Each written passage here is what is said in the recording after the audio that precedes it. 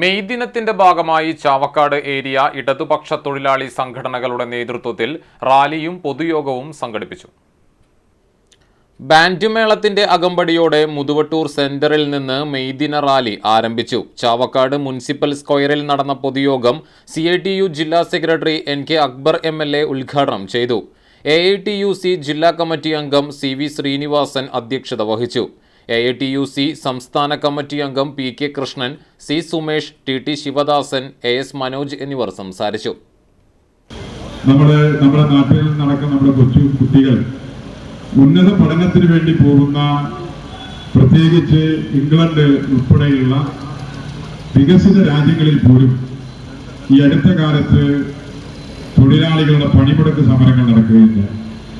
പ്രത്യേകിച്ച് IT മേഖലയിലെല്ലാം പണിയെടുക്കുന്ന തൊഴിലാളികൾ അവരെ കഴിഞ്ഞ കാലങ്ങളിൽ അവർക്ക് ലഭിച്ചിരുന്ന പല അവകാശങ്ങളും ഇല്ലാതായിക്കൊണ്ടിരിക്കും.